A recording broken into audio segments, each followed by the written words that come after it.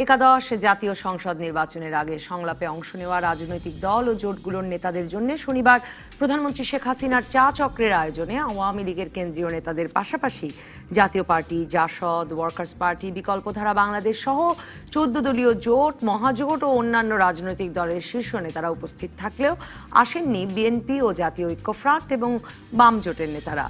স্বতঃস্ফূর্তভাবে চা চক্রে যোগদানের জন্য প্রধানমন্ত্রীর পক্ষ থেকে ধন্যবাদ জানানোর পাশাপাশি নির্বাচনের সময় জাতির কাছে দেওয়া ওয়াদা পূরণ করতে দলের সকল নেতৃবৃন্দের পক্ষ থেকে উপস্থিত নেতাদের কাছে সব রকম সহযোগিতা চান আওয়ামী লীগ সাধারণ সম্পাদক ওবায়দুল কাদের।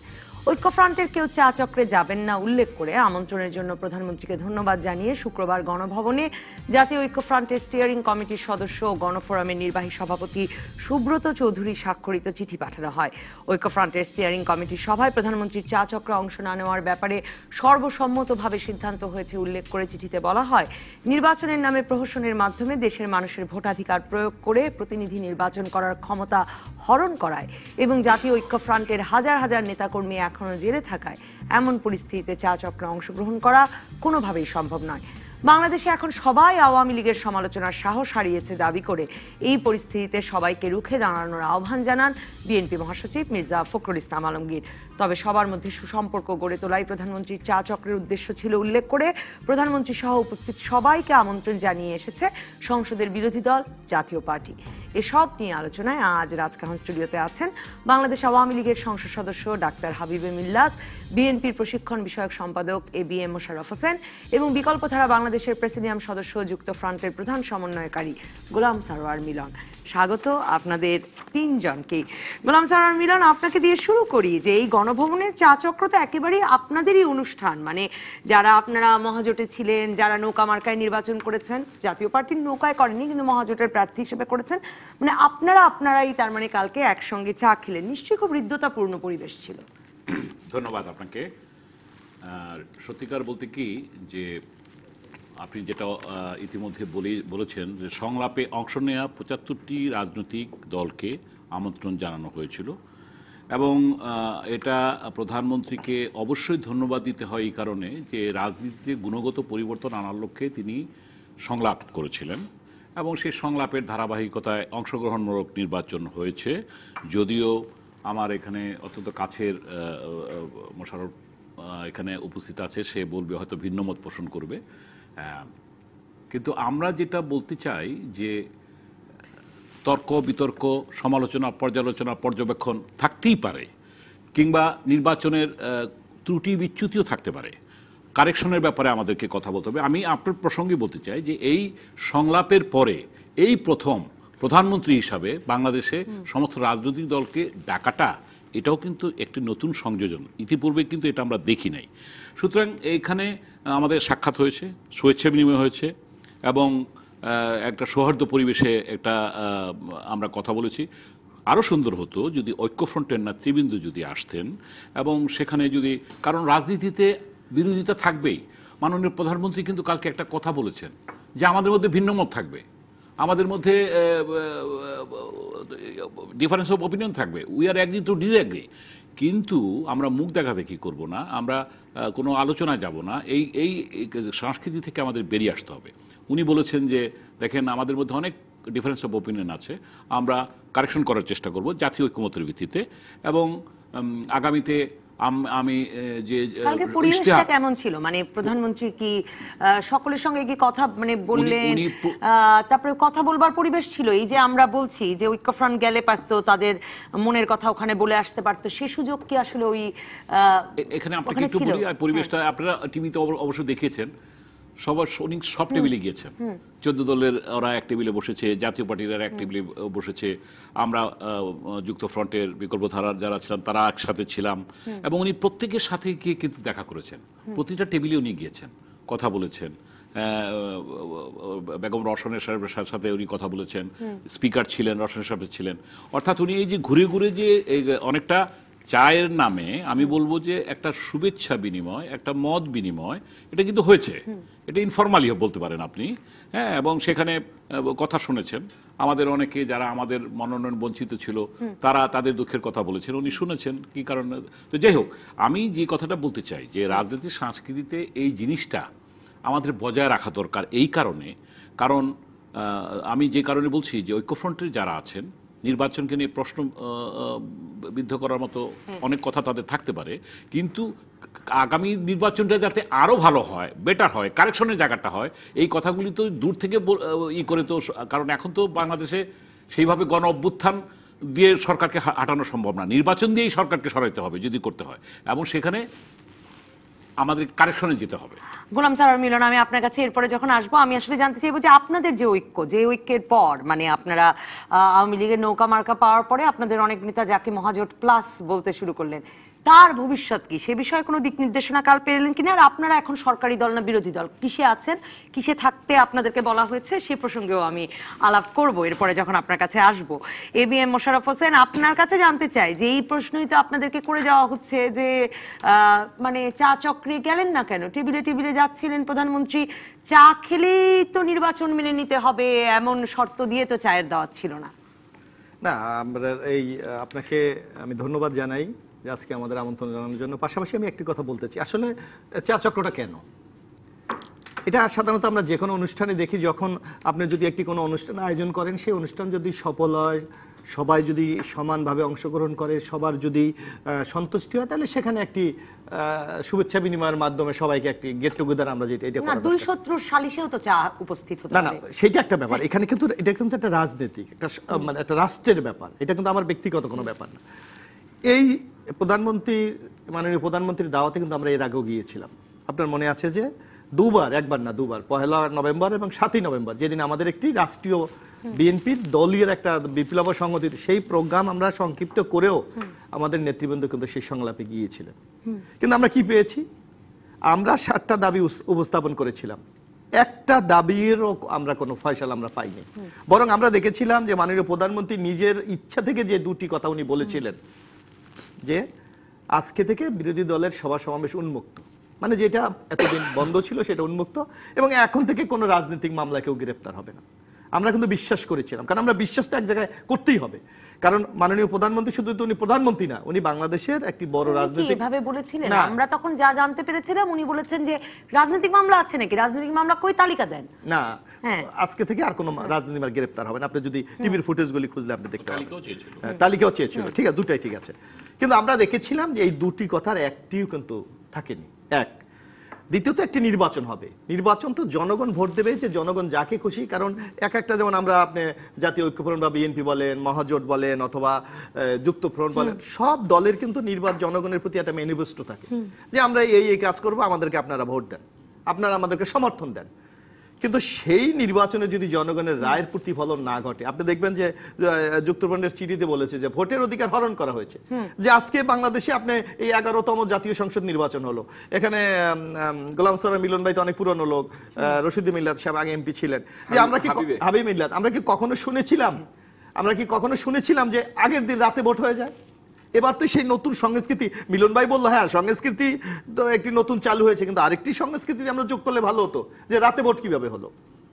আজকে যদি হ্যাঁ, এটার সাথে আমরা বিশ্বাস করতে চাই না যে রাষ্ট্রের একেবারে, আপনারা মনে করেন না যে চা চক্রে গিয়ে প্রধানমন্ত্রীকে এটা জিজ্ঞেস করবার উপায় ছিল? কারণ কথাটা তো এখনো আসলে আপনাদের বলাবলির মধ্যেই আছে। না না, বলাবলি এটা তো সুনির্দিষ্টভাবে আপনি দেখবেন যে আজকে মিলাদ ভাইরা এমপি হয়েছে, মিলাদ ভাইরা বলছে যে জাতীয় নির্বাচনের ভোট কাস্ট হয়েছে 80%।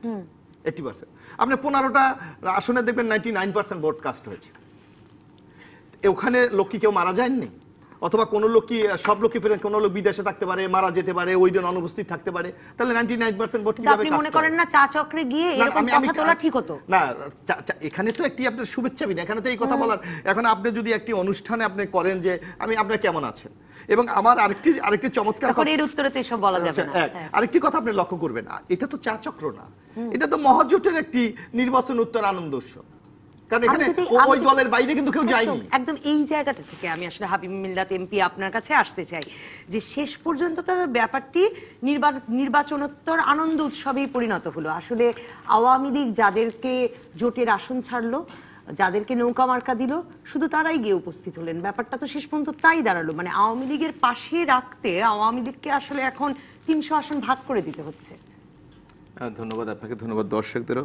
আপনারা জানেন যে শাশ্বত বাংলার একটা ঐতিহ্য আছে, সেটা হচ্ছে মেহমানদারি। এরা বাংলাদেশের সব জায়গায় যান, আমাদের কিন্তু খুবই দেশে বিদেশে সুনাম আছে, আমরা মেহমানদারিতে খুব ভালো করি এবং মাননীয় প্রধানমন্ত্রী সবসময় সেটি ফলো করেন। দেখেন কয়েক বছর আগে এই নির্বাচনের আগের নির্বাচনে তিনি খালেদা জিয়াকে ফোন করলেন মেহমানদারি করার জন্য, তার বাসায় দাওয়াত করার জন্য। উনি টেলিফোনে মুখ ঝামটি দিয়ে যে কথাগুলো বললেন এগুলো আমাদের সবার মনে আছে। দ্বিতীয়টি যখন কোকো জিয়া যখন মারা গেলেন তার বাড়িতে কিন্তু তিনি বিনা দাওয়াতেই গেলেন সমবেদনা জানাতে, তাই কিন্তু ঢুকতে দেওয়া হলো না। এরপরে বিএনপির কিছুটা হলো বোধোদয় হলো, তারা এই নভেম্বর মাসে তারা সংলাপে গেলেন এবং আদর আপ্যায়ন যা হয়েছে ভালোই হয়েছে, তারা খুশি মনে বেরোয় এসছে। তারপরে কিন্তু 7 তারিখে যেটি হলো সেটা কিন্তু বিএনপি যায়নি, ঐক্যফ্রন্টের কেউ কেউ গেছে, বিএনপিও গেছে, মির্জা ফখরুলও গেছিলেন। মির্জা ফখরুল ঐক্যফ্রন্টকে চিঠি দিয়েছিলেন সংলাপে, 1 নভেম্বরে ঐক্যফ্রন্ট, দ্বিতীয়বার যে চিকিৎসার কথাবার্তা হলো গেছেন। তাহলে দেখেন তারা কিন্তু গেছেন, কিন্তু তারা কিন্তু একবারও দাওয়াত করেননি এখন পর্যন্ত। বরঞ্চ মাননীয় প্রধানমন্ত্রী অপেক্ষা করছিলেন কবে আমরা আবার তাদের কাছ থেকে একটা ফিরতি দাওয়াত পাই বা আমাদের পার্টি পাবে, আজকে পর্যন্ত পাইনি। এবং এই জন্য গতকালকের যে চায়ের দাওয়াত দেওয়া হয়েছিল সকলকে দাওয়াত দেওয়া হয়েছিল এবং নির্বাচন পরবর্তীতে তিনি কিন্তু বারবার বলেছেন, পার্লামেন্টে বলেছেন, বাইরে বলেছেন যে আমরা কিভাবে সকলকে নিয়ে দেশকে আমরা এগিয়ে নিয়ে যাব, আমরা পিছনের দিকে ফিরে তাকাতে চাই না, আমরা চাই উন্নত সমৃদ্ধ একটি বাংলাদেশ গড়তে, আমরা চাই 2020-21 সনে মুজিব বর্ষ ঘোষণা করে দেশকে একটি অন্য উচ্চতায় নিয়ে যেতে। সুতরাং সকলের সহযোগিতা প্রয়োজন। এখন কথাটি হচ্ছে আমাদের কোনো ভুল ধারণা আছে কিনা। আপনি নির্বাচন বললেন যে গড়ে 80% ভোট পড়েছে, 80% ভোট পড়া কিন্তু বাংলাদেশের নির্বাচনের ইতিহাসে নতুন কিছু নয়। আপনারা যদি 1970 সালের নির্বাচন ধরেন, 2008-87 আমি বলতাম 2008-87 এবং বিএনপি যেবার জিতলো সেবারও কিন্তু 75% 2001-এ পড়লো। 2014 সনে বিএনপির অগ্নি সন্ত্রাস বিভিন্ন কারণে 40% ভোট পড়েছে। সুতরাং ভোট জনগণ কখন কোথায় কোন ভোটটি দিবে এদিন কিন্তু ভোটের আগ দিন পর্যন্ত বোঝা যায় না। আমি যে বলবো বাংলাদেশের নির্বাচনটি একেবারে ত্রুটি মুক্ত সেটা বললে আমিও ভুল বলবো, কিন্তু যেভাবে বলা হচ্ছে সেভাবে তাদের তো পার্টি থেকে বলা হয়েছিল আপনার নির্বাচনী এলাকায় কি ঘটেছে আপনি প্রমাণ সহ পার্টি অফিসে জমা দিন। সেটাও আজকে প্রায় 3 সপ্তাহ হয়ে গেল এবং আমি যতদূর শুনেছি যে 141টি সংসদীয় আসন থেকে অভিযোগ এসে পৌঁছেছে, বাকিগুলি এখনো এসে পৌঁছেনি। উনি ভালো বলতে পারবেন, মোশাররফ হোসেন নিজেও নির্বাচন করেছেন, কাজে ওনারা ভালো বলতে পারবেন সেই ব্যাপারটি, আমি যতদূর শুনেছি। আমি একটু একটা প্রশ্ন করি। এখন শুনেন, সংলাপে আপনারা সবসময় বলবেন সরকারটি বৈধ নয়, সরকারটি অবৈধ, সরকারটি কোনো কাজের নয়, কিন্তু যখন সেই সরকারকে আবার আলোচনায় রাখে তখন কিন্তু প্রয়োজন পড়লে আপনারা যে হাজির হয়ে যায় তাদের বৈধতা দিয়ে আসেন। যেমন নভেম্বর মাসে 2টি সংলাপে গেছেন, সারা জীবন অবৈধ বলে কিন্তু সেই সরকারের সাথে কিন্তু আলোচনা করতে গেছেন। আবার দেখেন এখন এই কথাটা বলছেন, আমার একটা সত্যিকার অর্থে একটা ধারণা হচ্ছে এই যে কথাগুলি হচ্ছে বাংলাদেশ এগিয়ে যাওয়ার জন্যই সম্ভব হচ্ছে। বাংলাদেশে যদি 40-এর বেশি টিভি চ্যানেল না থাকতো তাহলে কিন্তু বিএনপির কথা মানুষ কিন্তু এতদিন ভুলে যেত, কারণ তাদের জনগণের সাথে সম্পর্ক নেই, জনগণের কোনো রাজনৈতিক সম্পৃক্ততা নেই। মিটিং মিছিলের কথা বলেন, মিটিং মিছিল তো আমাদের পার্টিও বিএনপির সময় করেছে, তাদেরও পুলিশি অত্যাচার হয়েছে, কিন্তু থেমে তো থাকে নাই। সুতরাং তাদের দলের সম্বন্ধে আমাদের একটা ভুল ধারণা আছে। আমি আমার প্রশ্নটাতে এরপরেও আসবো, কিন্তু আমরা ভুল ধারণার সম্বন্ধে বলে নেই। আমরা এক সময় 2014 সন পর্যন্ত আমার একটা মনে ভুল ধারণা ছিল, এমনকি বিগত নির্বাচনের আগ পর্যন্ত হচ্ছে বিএনপি বিশাল একটি দল, বিশাল সাংগঠনিকভাবে শক্তিশালী একটি দল।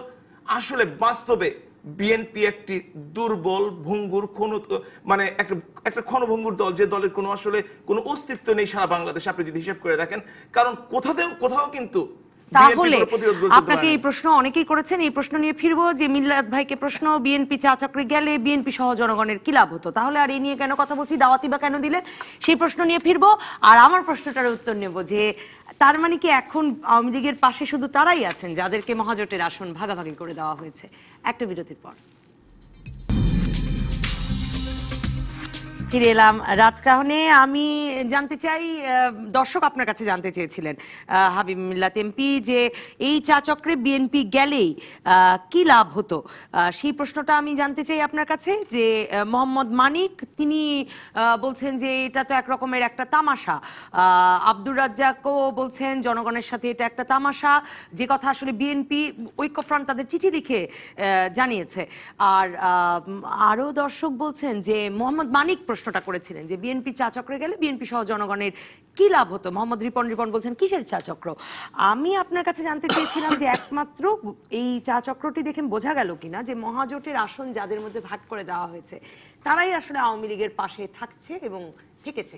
মানে গতকালকে আপনি যদি দুটো বিষয়, যে প্রথমত চা চক্রে বিএনপির কি লাভ হতো, সত্যিকার অর্থে গণতান্ত্রিক দেশে, গণতান্ত্রিক পরিবেশে আলোচনার কোনো বিকল্প নেই। যত কিছুই না করেন টেবিলে বসতেই হবে। আজকে বসেন আর আগামী নির্বাচন 5 বছর পরে আসেন, বিএনপিকে টেবিলে আসতেই হবে। বিএনপি কতটুকু শক্তি নিয়ে আসতে পারবে, কতটুকু জনসমর্থন নিয়ে আসতে পারবে, ততটুকুই বিএনপির চাহিদা পূরণ হবে। বিএনপি যদি শক্তিহীন একটা দল হয়, তার কোনো চাহিদাই পূরণ হবে না, কারণ তার কোনো জনসমর্থন নাই। আর যদি তারা প্রমাণ করতে পারে তাদের কোনো জনসমর্থন আছে, তাহলে হয়তো তখন আলোচনা হতে পারে। 1 আর 2 নাম্বার, আপনি বলেছেন তামাশা। এখন আমি বলিনি, মানে দর্শকদের পক্ষ আবার থেকে বলেছেন জাতীয় ঐক্যফ্রন্ট যে চিঠি লিখেছে সেখানে তারা প্রহসন শব্দটা, প্রহসন, ব্যবহার তামাশা করেছে। এগুলো তারা ব্যবহার করেছে। কিন্তু তারা আসলে যারা গেছেন আর কি, যিনি চিঠিটা নিয়ে গেছেন, তার সম্বন্ধেও যদি আপনি খোঁজ খবর নিয়ে দেখেন, ব্যক্তিগতভাবে কারোর সম্বন্ধে আমার কিছু বলার নাই, কিন্তু নেতা হিসেবে তিনি একজন বড় নেতা, কিন্তু জনবান্ধব নেতা কিনা, জননেতা কিনা, সেটা একটু এলাকায় যে খোঁজ নিয়ে আসবেন। সুতরাং তারা লিখিত পরিচিতিতে যত সুন্দর করেন, জনগণের সাথে সম্পর্কে তাদের সেই সম্পর্ক নেই। তাকে জিজ্ঞেস করে দেখবেন, আপনি আপনার এলাকায় গত নির্বাচনের আগে এবং নির্বাচনের পরে কতবার জনগণের কাছে গেছেন, ঘরে ঘরে গেছেন, কিংবা নির্বাচনে যে আপনারা এত প্রহসন তামাশার কথা বলছেন, এইটা জনগণের ঘরে ঘরে যেয়ে বলেছেন, নাকি শুধু চিঠি এবং টেলিভিশনের টক শোতে বলেছেন? চিঠির আরেকটি গুরুত্বপূর্ণ অংশ, তা নিয়ে প্রশ্ন করেছেন আব্দুল রাজ্জাক। বিএনপির হাজার হাজার নেতাকর্মী জেলে বা আদালতে, তারা কি করে চা খাবেন? বিএনপির হাজার হাজার নেতাকর্মী, হাজার হাজার, কয়েকদিন আগে শুনছিলাম টক শোতে লাখ লাখ, এখন হাজার হাজার লাখ লাখ বলছেন, আবার হাজার হাজার। কিন্তু কতজনে যে 1 লাখ হয় তারা জানেন কিনা আমার সন্দেহ আছে। বাংলাদেশে 64টি জেলা, যদি 1 লাখও করতে হয়, প্রতি জেলাতে অন্তত 1,500 লোকের মামলা থাকতে হবে, কম করে হলেও। আমি একটা ছোট্ট জেলার আওয়ামী লীগের সাধারণ সম্পাদকের দায়িত্বে আছি। আমার জেলায় তো আমি 100-150 লোকের বেশি মামলা দেখি না। আমি দেখি না, সত্যিকার অর্থে আমি খবর নিয়ে বলছি, জোর দিয়ে বলছি, বড় জোর 200 লোক। সেখানে তারা লাখ লোক পান কোথায় আমি জানি না। তো এই জন্যই তো মাননীয় প্রধানমন্ত্রী বলেছিলেন, দয়া করে লিস্টটি দেন আমাদেরকে, এবং লিস্টে দেখা গেল 1000 খানেকের বেশি মামলা দেওয়া হয়েছে, লাখের খবর কোনো পাওয়া যায়নি। সেই জন্য মন্তব্য করাই সম্ভব, আমাদের মুখ দিয়ে কথা বের করাই সম্ভব, কিন্তু এর পেছনে কতটুকু সত্য আছে সেটুকু আপনাদের বিচার বিবেচনা করতে হবে, এবং আপনাদেরকে বের করতে হবে। আপনারা দরকার আগামী টকশোর আগে একটু স্ট্যাটিস্টিক্স গুলো দরকার হলে বিভিন্ন কোর্ট থেকে নিয়ে আসবেন, বা তাদেরকে নিয়ে আসতে বলবেন। আগাম জামিন প্রার্থীদের ভিড়, সাধারণ মানুষের ভিড়, তা তো সংবাদ একটা আদালতে, একটা জেলা পর্যায়ে আদালতে 200 লোক জমে গেলে এটা বিশাল ভিড় হয়, এটা চিন্তা করেন। আমি এরপরে যখন আপনার কাছে আসবো, আমি সোহাগ মুন্সি নামের একজন দর্শক প্রশ্ন করেছেন যে চা খাওয়ার তো দরকার নেই, প্রধানমন্ত্রী জানেন বিরোধী দলের অভিযোগগুলোকে, তিনি এমনিতেও তা বিবেচনা চা করতে খাওয়া পারেন। বলতে কি শুধু আক্ষরিক অর্থে চা খেলেন বেরিয়ে আসলেন সেটা না, এটা একটা আলোচনার দরজা খুলে দেওয়া, যে সবাইকে নিয়ে দেশকে গড়তে হবে, সবাইকে সাথে নিয়ে এগিয়ে যেতে হবে। এমনকি ঐক্যফ্রন্টের 2 জন এমপি যারা সংসদে আসার জন্য অস্থির হয়ে আছে এবং বলছে পার্টি কি বললো না বললো কিছু আসে যায় না, আমরা সংসদে যাব, সাথে সাথে কাদের সিদ্দিকী বলে উঠলেন, জনগণ তোমাদের টুকরা টুকরা করে ফেলবে, অর্থাৎ আমরা তোমাদের টুকরা টুকরা করে ফেলবো। এরকম ভয় ভীতির রাজনীতি যে দল বা যে ফ্রন্ট দেখায়, সেই দলে কিভাবে জনসমর্থন থাকবে বা নেতারাই কিভাবে নিরাপদ, সেটুকু আমাদের বিবেচনায় আনতে হবে। কিন্তু আমি আপনার কাছে যখন এরপরে ফিরবো, আমি এই বিষয়টি জানতে চাইবো যে সবাইকে সাথে পাচ্ছে কিনা আওয়ামী লীগ। আমি এভিএম মোশাররফ হোসেন আপনার কাছে যেতে চাই। আমার অনেক দর্শক আপনাদেরকেও প্রশ্ন করেছেন। রেজাউল করিম স্বপন বলছেন যে মাঠে 2 পক্ষ না থাকলে খেলা এরকমই হয়, কেন বিএনপি ভোটের ঘোষণা দিয়ে প্রতিদ্বন্দ্বিতা করলো না? আরেকজন দর্শক বলছেন রাতে তখনই ভোট হয় যখন পাহারাদার থাকে না। আর হাবিমিল্লাত এমপি প্রশ্ন তুলেছিলেন যে ওই যে অনিয়মের বিষয়গুলো আপনাদের কেন্দ্রে জানানোর কথা। আমাকে একটু সময় দেন, আমি একটু বলি। আমি মিল্লাত ভাই ইলেকশন করেছেন, আমরা যে অভিযোগটা করেছি শুধু একটা, তার ডিস্ট্রিক্টের একটা উদাহরণ দিয়ে আমি বুঝাতে চাই যে বিএনপির গণসংযোগে গিয়েছে, সেখানে পুলিশ বাধা দিয়ে গুলি করেছে, এক মহিলা আজকে অন্ধ, যেটা আপনার পত্রিকায় আপনারা দেখেন। ওখানেই তো ইকবাল মাহমুদ টুকুর স্ত্রী, তাকেও গুলিবিদ্ধ হয়েছেন বলে অভিযোগ হচ্ছে। উনি গুলিবিদ্ধ হয়েছে এবং একজন মহিলা চিরদিনের জন্য অন্ধ হয়ে গেছে, আজকে উনি ভারতে গিয়েছেন। এখন যেই দেশে ভোট চাইতে গিয়ে আপনার প্রার্থী এবং তার সমর্থকরা নিরাপদ নয়, সেখানে সাধারণ জনগণ কতটুকু প্রতিরোধ গড়ে তুলতে পারবে? নাম্বার 1। নাম্বার 2, মিল্লাত ভাই বলেছে আমরা নাকি প্রচার, আমি তো নিজে ক্যান্ডিডেট ছিলাম, তো যদি বলে যে মারামারি, বলে না যে অনেক জায়গায় মারামারি হয়েছে, তো মারামারি হলে তো 2 পক্ষ দরকার। তো বিএনপির বিরুদ্ধে যদি আপনি মামলা করেন, আওয়ামী লীগের বিরুদ্ধে কি এই 300 আসনে একটা জায়গায় মামলা হয়েছে, আপনি একটি প্রমাণ দিতে পারবেন? হয়েছে, আমি প্রমাণ দিতে পারবো। আমি একটু শেষ করি, আমার দুটো হয়েছে, আমি একটু শেষ করি। হয়েছে হ্যাঁ। জানা আমার হয় নাই। ওটা হলে তাদের অভ্যন্তরীণ ব্যাপার হয়েছে, সেটার মামলা হয়েছে নাম্বার 1। না, আমার আপনি জানেন না। আমি একটু বলি, আপনার ওখানেই তো চোখ হারিয়েছে, আমি সামনে দিয়ে বললাম আপনি যে চোখ হারিয়েছে। আমি দুইটা মামলা প্রমাণ আমি কাগজ আপনার কাছে হাজির করে দিব। এক, দ্বিতীয়ত আমি একটু বলি যে কতটা মামলা হয়েছে।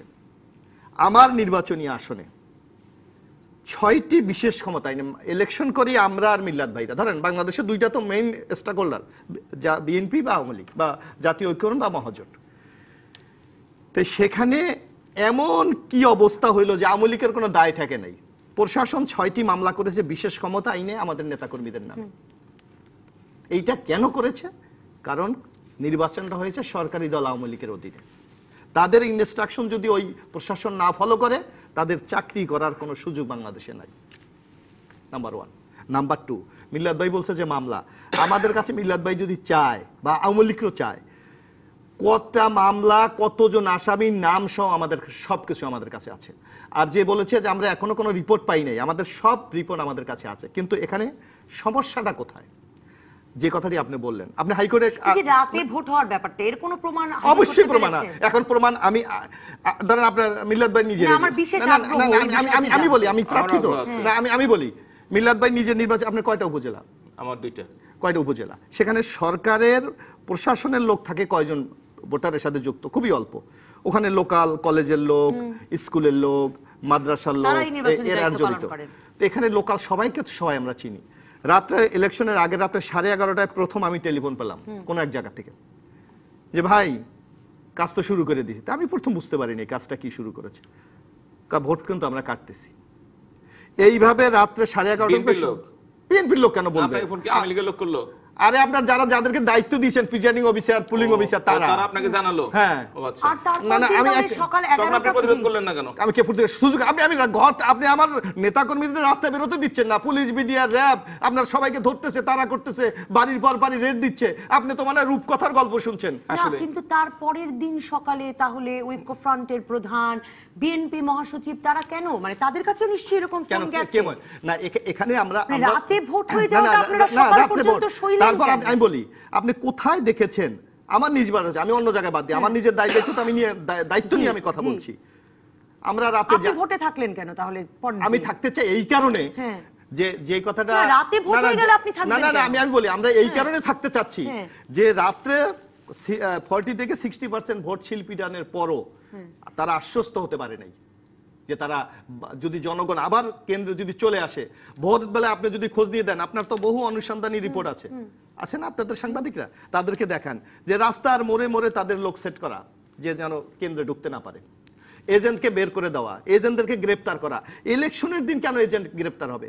তারা কি কোনো অপকর্ম করেছে? এজেন্ট উনি প্রিজাইডিং অফিসারের কাছে তার পরিচয়পত্র দিচ্ছে, ওই সময় তাকে অ্যারেস্ট করে নিয়ে আসা হয়েছে। এইটা কি ইলেকশন?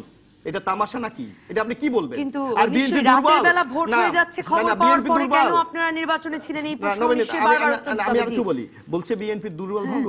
তাহলে তো ওপেন যদি একটা অবাধ, সুস্থ, নিরপেক্ষ যে অভিযোগটা আজকে উত্থাপিত হয়েছে আওয়ামী লীগের বিরুদ্ধে, এটা কি আওয়ামী লীগের জন্য খুব সম্মানের বিষয়? নিশ্চয়ই সম্মানের বিষয় না। তাহলে একটি অবাধ নির্বাচন যদি আওয়ামী লীগ দিত, তাহলে অসুবিধাটা কোথায় ছিল? কিন্তু রাতে যদি আমি বুঝি ভোট অবাধ হচ্ছে না, আমি সকালে ভোটে থাকবো কেন? সেটাও আমরা থাকতে চেয়েছি এই কারণে যে আপনি যে আজকে যে মিল্লাত ভাই উনি একটা সংগঠন করেন, উনি বললো না উপজেলা নির্বাচনের প্রার্থী রেডি করে আসছে, তো ওনার নিশ্চয়ই উপজেলা committee, union committee, word committee, অঙ্গ মিনিমাম একটা উপজেলায় তার মিনিমাম 2 থেকে 3,000 নেতা আছে। এরা ডাইজেটেড, এরা তো দলের বাইরে যাওয়ার কথা না। তাইলে বিএনপি প্রার্থী ভোট পেয়েছে, আওয়ামী লীগের প্রার্থী 3,59,000, আর বিএনপি প্রার্থী 57 ভোট কিভাবে পায়?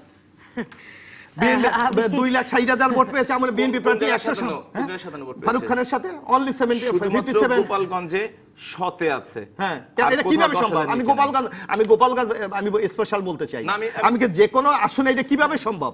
আপনি সেটা বলেন। 6 জন কিন্তু আপনাদের জিতেছেও। কে জিতিয়েছেন? জিতে নাই, জিতিয়েছেন 6 জন এবং এখন 8 জন, মানে এখন 6 জন এটা জিতিয়েছেন নিজস্ব 6 জন। গোলাম স্যার আর মিলন, আপনার কাছে যেতে চাই এই কথা, যে প্রশ্নটা আমি হাবিবি মিল্লাত এমপিকেও করেছিলাম, ডাক্তার হাবিবি মিল্লাত এমপিকেও আপনাকেও করতে চাই, যে ব্যাপারটা কি এমন তারাই আপনারা আওয়ামী লীগের পাশে আছেন যারা আসলে মহাজোটের ভাগ পেয়েছেন? আর আমি জানতে চাই মহাজোট প্লাসের যে ভবিষ্যৎ, সে বিষয়ে প্রধানমন্ত্রীর সাথে কোনো কথা হলো কিনা, যে এরপর থেকে আসলে এই জোটের বৈঠক কি করে অনুষ্ঠিত হবে, কারা সমন্বয়কারী হবেন, সেসব কোনো আলোচনা হয়েছে কিনা? আর আপনারা বিকল্প ধারা সরকারি দলে থাকছেন না বিরোধী দলে? একটি একটি কথা বলি, বিরোধী দলটা কখন হয়? নির্বাচনের পরে। তো নির্বাচনের পরে যারা সরকার গঠন করবে তারপর বিরোধী দল হবে। এখন প্রশ্ন হচ্ছে, হ্যাঁ, এবার দেখা গেল সরকার গঠনের পরে যারা বাকি রইল তাদেরকে নিয়ে বিরোধী দল গঠন কথা করে হচ্ছে দেওয়া হবে। যে আমরা নির্বাচনী জোট করেছিলাম, একটা লক্ষ্য ছিল যে আমরা মুক্তিযুদ্ধের পক্ষের শক্তিরা আমরা একটা জোট করেছিলাম এবং আমরা আশা করেছিলাম যে জাতীয় ঐক্যফ্রন্ট তারা অংশগ্রহণ হয়েছে। এখন তাদের ভাষায় যেটা আমরা সেই তর্কে আমি যেতে চাই না, ত্রুটি বিচ্যুতি থাকতেই পারে, আমি সেই প্রসঙ্গে না গিয়ে বলবো যে তারা 6টা কি 8টা যে কটাই পেয়েছে। এখন আমাদের দায়িত্ব হচ্ছে যে রেসপন্সিবল, আপনি যেটা বলছেন, আমরা আমাদের বিকল্পধারা বলেন, যুক্তফ্রন্ট বলেন কিংবা 14 দলীয় জোট বলেন, এইটা মাননীয় প্রধানমন্ত্রীর কাছ থেকেও ইঙ্গিত ছাড়াও আমাদের উপলব্ধিতে এসেছে যে একটি সংসদীয় গণতন্ত্রে যদি বিরোধী দলই না থাকে, সরকারকে সত্যিকারভাবে কিছু কথা বলার মতো লোক যদি না থাকে, তাহলে এই সরকার চলবে কিভাবে? কারণ কথা হচ্ছে যে এটা কিন্তু আমরা যারা মহাজোট প্লাস বলছি ইয়ের পরে, মানে নির্বাচনের পূর্বে, নির্বাচনের পরে যখন রেজাল্টটা যেটা হয়েছে, এটা সংসদীয় গণতন্ত্রের জন্য যদি একটা রেসপন্সিবল বিরোধী দলের ভূমিকা পালন করা না যায় তাহলে এটা তো সুখকর হবে না। আরেকটা কথা হচ্ছে যে বিরোধী দলকে কিন্তু রাজনীতির স্পেস দিতে হবে। এবং আমি কিন্তু এখানে কেন আওয়ামী লীগ কেন স্পেস দেবে? আওয়ামী লীগ আপনাদেরকে স্পেস দিয়ে সংসদ সদস্য বানাবে, আবার আওয়ামী লীগ না, আমি আমাদের কথা বলছি না, আমি বিরোধী দল আমরা বলছি, আমরা বিরোধী দলে থাকবো, আমরা রেসপন্সিবল ভূমিকা পালন করব, সাদাকে সাদা বলবো, কালোকে কালো বলবো। আপনাদেরকে কালো বলতে দেবে কেন আওয়ামী লীগ? কারণ আমরা আওয়ামী লীগ আপনাদের সংসদে আনলো, হ্যাঁ, তারপরে এখন তার প্রয়োজনই দিতে হবে। এই শুনেন, যেহেতু সরকার গঠনটা হয়েছে শুধু আওয়ামী লীগকে নিয়ে, এখানে মহাজোটের কোনো শরিক দলকে রাখা হয় নাই। কেন রাখা হয়নি? মেসেজ ইজ ক্লিয়ার, বিরোধী দল বানাবে যে এখন বিরোধী দল। এবং আমরা ভাবছি যে সেটা না, আমাকে একটু বলতে দেন, কারণ আমি কিন্তু সময়টা কম পেয়েছি। কথা হচ্ছে যে বিরোধী দল বলতে যারা সংসদে আছে, যারা সংসদে নাই, আমি কিন্তু এখানে, আমি জানি না মিলাদ ভাই আমার সাথে সহমত পোষণ করবেন কিনা, বিরোধী দলকে কিন্তু স্পেস দিতে হবে। যারা সংসদে, বিএনপি ঐক্যফ্রন্ট যথেষ্ট স্পেস পাচ্ছে, স্পেস দিতে হবে। তারা ভঙ্গুর হোক অসই হোক, কারণ গণতান্ত্রিক রাজনীতি আজকে যে আপনাদের বিশ্লেষণটা কি, আপনাদের বিশ্লেষণটা কি, মানে যথেষ্ট স্পেস বিএনপি ঐক্যফ্রন্ট পেয়ে নির্বাচনে গেছে, এখন পাচ্ছে, কি মনে হয় আপনাদের কাছে? না, আমাদের বিশ্লেষণ হচ্ছে যে তারা যে 8 জন হয়েছে তাদের পার্লামেন্টে আসা উচিত। এই কারণে 8 জন এসে তারা যে কথাগুলি বলতে পারবে, এই যে কথাগুলি মোশাররফ সাহেব বললেন, এই কথাগুলিতে তার 8 জনের মুখ থেকে পার্লামেন্টে অন্য রেকর্ড আসুক, হ্যাঁ, এটা রেকর্ড হয়ে যাবে।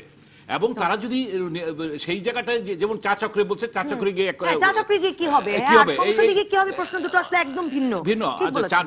চা চক্র তো যেটা মিলাদ ভাই বলছেন, এটা তো আবিধানিক সত্য। চা চক্র তো না, এখানে একটা ইন্টারেকশন, একটা মত বিনিময়, এখানে কথা বলা যেত যে মাননীয় প্রধানমন্ত্রী আপনি কিন্তু নির্বাচনটা করেছেন, আমি বরঞ্চ মনে করি মাননীয় প্রধানমন্ত্রীকে বিব্রতকর অবস্থায় ফেলতে পারতেন 4 মিলে, যে আমরা এসেছি আপনার দাওয়াতে, কিন্তু আমরা কিন্তু এটা প্রত্যাশা করি নাই, আমরা এটা চাই নাই, এরকম 29 তারিখে এটা হয়েছে, ইত্যাদি ইত্যাদি বিভিন্নভাবে প্রধানমন্ত্রীকে সুন্দরভাবে কথা বলার মধ্যে দিয়ে কিন্তু বিব্রত করা যেত। এটা আমি মনে করি, মানে এক কথায় মেসেজটা হলো যে এই ঐক্যফ্রন্ট তারা যদি নেতিবাচকতায় থাকে, তারা যদি ডায়ালগে না থাকে, যেটা গণতান্ত্রিক রাজনীতির চর্চা, it's a practice, it's a substance, it's a process. সুতরাং আমি ডায়ালগ করব না, আমি ইন্টারেক্ট করব না, আমার কথাগুলি একজন সাধারণ মানুষ এটা বলতে পারে যে এত হাজার হাজার কর্মীকে রেখে কিভাবে চা চক্র যাবে। চা চক্র তো এটা, এখানে আমার কথাগুলিকে জানাতে যাব। এখন ঠিকই একটা কথা মিলাদ ভাই বলেছেন যে তারা অতীতে তো সবকিছু মেনে নিয়েতেও সংলাপে গেছেন, তো এখন গিয়ে এই কথাগুলি, এবং আমরা মনে করি যে 8 জন যারা পাস করেছে তারা খুব গুরুত্বপূর্ণ কথা তুলেছেন, সেটা আমি মোশাররফ হোসেনের কাছে জানবো বিরতির পর। আর বিরতির পর অনেক উত্তর দেওয়া আসলে ডাক্তার হাবিবে মিল্লাত এমপির উপর দায় পড়েছে, কাজে সেই উত্তরগুলো নেব নিয়ে আমি আসলে জানতে চাইবো যে চা চক্রে না গেলেন, কিন্তু সংসদেও যাবেন না, উপজেলা নির্বাচনেও যাবেন না, কিছুতেই যাবেন না, এই মান অভিমানে আসলে সমস্যার সমাধান মিলবে কিনা? একটা বিরতির পর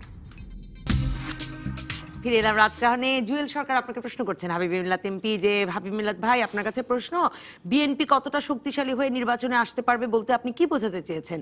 ছাত্রলীগ, যুবলীগ এবং পুলিশ বাহিনীর বিরুদ্ধে লড়াই করার মতো শক্তি? কারণ নির্বাচন মানে তো এই না যে অস্ত্র নিয়ে নামতে হবে। আমার প্রশ্নটা ভালো লেগেছে। আমার প্রশ্নটা ভালো লেগেছে, কিন্তু প্রশ্নটার ধরনটা ভালো মনে হয়নি। অস্ত্র নিয়ে নামার কথা আমি একবারও বলিনি, আমি বারবার বলেছি জনসম্পৃক্ততা। যিনি প্রশ্ন করেছেন তাকে আমি প্রশ্ন করতে চাই, আপনার এলাকার কোন লেভেলের বিএনপি বা ছাত্রদল যুব দলের ছেলেরা কখনো কি আপনাদের কাছে গিয়ে কোনো সহযোগিতা করেছে, কোনো দলীয় কথাবার্তা বলেছে বা সহযোগিতা চেয়েছে কিনা, এইটা আপনি নিজেকে প্রশ্ন করে দেখেন। সারা বাংলাদেশের একই চিত্র, বিএনপি শুধুমাত্র টেলিভিশনের মধ্যে সীমাবদ্ধ, সকাল বিকাল হচ্ছে সংবাদ সম্মেলন আর গভীর রাতের টক শো, এই হচ্ছে বিএনপির রাজনীতি। পথে নামলে গুলি হচ্ছে। উনি যদি আপনার বাসায় যায় কে গুলি করবে? উনি যদি ওনার 10টা ভোটারের বাসায় যায় কে গুলিটা করবে? আমি এটা জানতে চাই আপনার কাছে। কে বন্দুক নিয়ে বসে আছে? অভিযোগ করা যায় কিন্তু বাস্তবতা ভিন্ন। বাস্তবতা জনগণের কাছে যাওয়া খুব কঠিন ব্যাপার। আপনারা যে একটা প্রশ্ন করেছেন একটি অন্ধ মেয়ের কথা,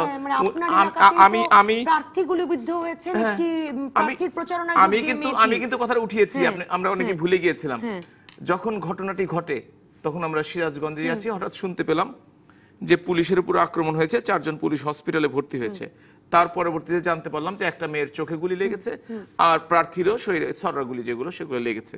তো সাথে সাথে খোঁজ নিলাম কি হলো, বলে যে মেয়েটা কোন হসপিটালে ভর্তি আছে সেটা আমরা জিজ্ঞেস করলাম, খুঁজে পাওয়া গেল না মেয়েটা কোন হসপিটালে গেছে। তখন আমি নিজেই ফোন করে জানতে চাইলাম যে ডিসি সাহেবের কাছে যে এটা মেয়ে আহত হলো, অন্তত তার চিকিৎসার ব্যবস্থা তো করা দরকার, কি হচ্ছে আমরা তখন যাই না। সিভিল সার্জনকে প্রধান করে অপথলমোলজিস্ট এবং বিভিন্ন চিকিৎসক দিয়ে একটা বোর্ড করা হলো, সেই মেয়েটাকে আর খুঁজে পাওয়া গেল না, তারা কোনো চিকিৎসকের সামনে আনলো না। মেয়েটার চিকিৎসার রিপোর্ট আজকে পর্যন্ত কোনো প্রতিষ্ঠানে জমা হয়নি। আজকে হয়তো ভারতে গেছেন, সেই মেয়েটাকে রাজনৈতিক হাতিয়ার হিসেবে ব্যবহার করা হচ্ছে, তাকে কালো চশমা পরিয়ে ভিডিও বার্তা দেওয়া হচ্ছে বিভিন্ন সময়, এবং ভিডিও বার্তা দিয়ে তাকে কানে কানে বলে দেওয়া হচ্ছে, সেই ভিডিওটি দেখলে আপনিও বলতে পারবেন যে এই মুহূর্তে সেই মহিলাটি ভিডিও বার্তাটি বলছে। আমি মনে করি সেই দিন রাত্রে যদি মেয়েটির চিকিৎসা হতো, যদিও আমি চক্ষু চিকিৎসক নই, আমি হার্টের সার্জন, তবুও আমি বলতে পারি মেয়েটা হয়তো আরো একটু ভালো থাকতো। এখন কতটুকু আছে আমি জানি না। আর দ্বিতীয়টি হচ্ছে যে বিভিন্ন ভাবে যে উনি মামলার কথা বলেছেন, আমি আপনাকে গ্যারান্টি দিয়ে বলতে পারি, টকশো তো আজকেই তো শেষ আসে নাই, ভবিষ্যতেও আসবো, আমার নির্বাচনী এলাকায় বিশেষ ক্ষমতা আইনে কোনো মামলা হয় নাই নির্বাচনের সময়। আমি বলে গেলাম আমাদের নেতাকর্মীদের বিরুদ্ধে বিএনপি 2টা, আমার মনে আছে 3টাও হতে পারে, মামলা করেছে, এটাও আমি বলে গেলাম।